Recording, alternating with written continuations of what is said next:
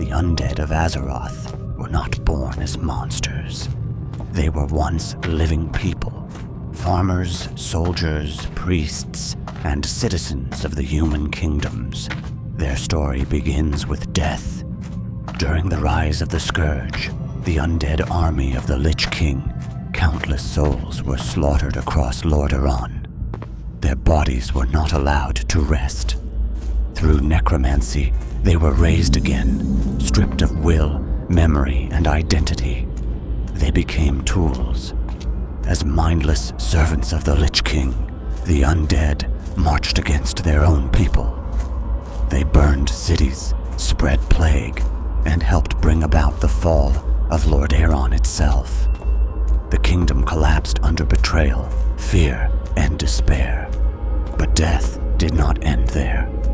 When the Lich King's control weakened, something unexpected occurred.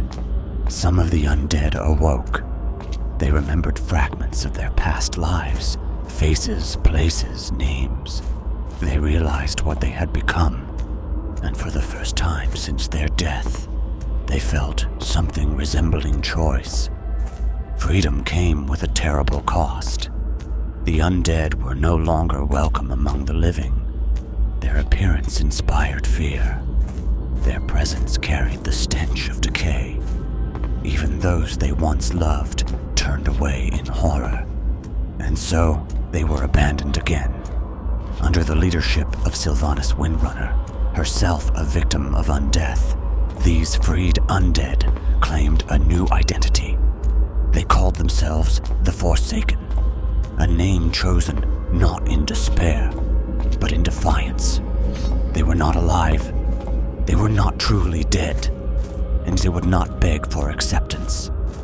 The Forsaken settled beneath the ruins of Lordaeron, carving out the Undercity from the shadows below.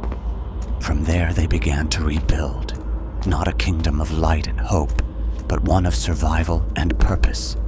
Yet existence as undead is not peaceful. The Forsaken feel no warmth from the sun. Food no longer nourishes them. Pain is dulled, but never gone. They exist in a constant state of loss, mourning lives they remember and futures they can never reclaim. This pain shaped them. Where other races seek honor or balance, the Forsaken seek control. Control over their fate, over their enemies, over death itself. Many turned to alchemy and plaguecraft, tools born from desperation rather than cruelty. To survive in a world that fears you, mercy becomes a luxury. The Forsaken eventually aligned with the Horde, not out of loyalty, but necessity. Among outcasts, they found tolerance. Among warriors, they found protection. But even within the Horde, trust was fragile. The undead, our allies, never fully embraced.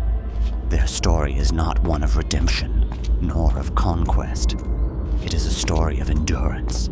They walk the world knowing it will never truly accept them. They fight knowing they may never be forgiven. And they continue knowing that existence itself is an act of resistance. The Forsaken do not seek to reclaim what they lost.